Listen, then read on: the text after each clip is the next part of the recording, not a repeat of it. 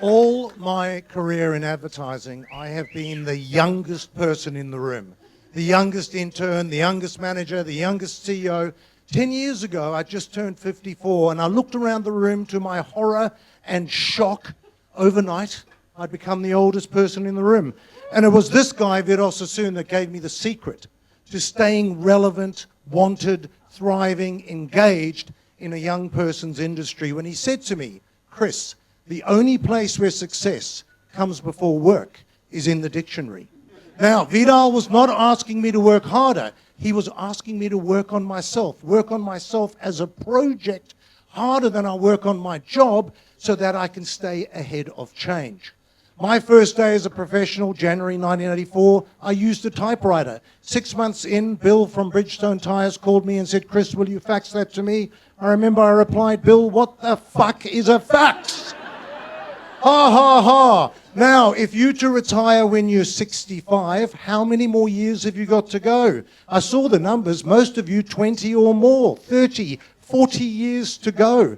We know that there's going to be more change to the way business is done in the next 3 years than in my entire 40-year career. And you've got 6, 7, 8, 9, lots of that to go. When you're 65 and you tell a 15-year-old that you used an iPhone 7,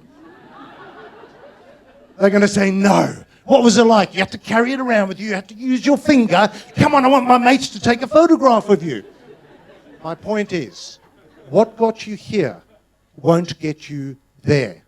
And I want to share with you 7 ideas that have helped keep me relevant and engaged and thriving for as long as I want to be in the room.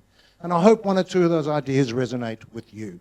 The first idea, sign up for nano degrees. Every 3 months, find something in your industry that's new, that you need to know about, and in the next 3 months, just spend 5 hours studying it. Listen to a podcast, watch a TED Talk, speak to an expert, graduate with a nano degree every 3 months.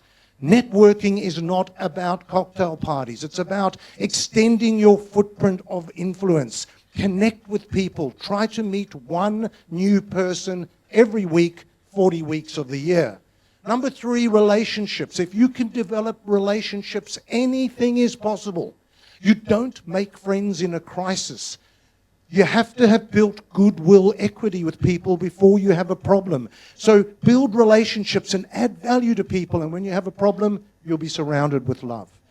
Number 4, keep current in the communities and the cultures that you're operating in. Go to the Mardi Gras, the Italian Film Festival. Go to restaurants you normally don't go to. Go into shops that you're never going to buy anything.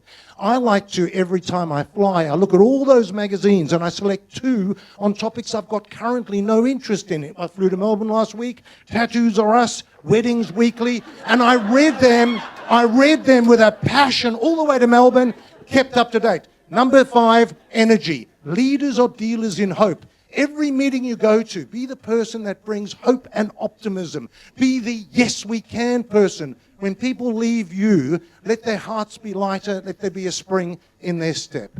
Take action. Leaders know where they want to go. They get up and they go there. Knowing is not good enough. You have to take action. And remember, done is better than perfect. Take action. And my final tip, face reality. Get rid of those rose-colored glasses. Speak with radical candor. Tell the truth. There was an aeroplane taking off from Toronto. It landed in Vancouver with a big, oh, everybody screamed, the oxygen things. What happened? Did a tire burst? Did we hit a moose? The pilot came on the loudspeaker, ladies and gentlemen, Captain Thompson speaking. I've been flying Canadian Airlines for 32 years, and that was the worst fucking landing I've ever done. My last story is about the Lorax, Dr. Zeus, the protector of the trees. He's speaking to his enemy, the guy who wants to cut down the forests, and he says to him, hey, which way do trees fall? And the bad guy says, I don't know, which way do trees fall? And he says, they fall the way they lean. Watch out which way you lean. I hope I've given you a couple of ideas to help you lean the right way, to work on yourselves as a project. What got you here won't get you there. Take yourself seriously. Be so good that they simply can't ignore you.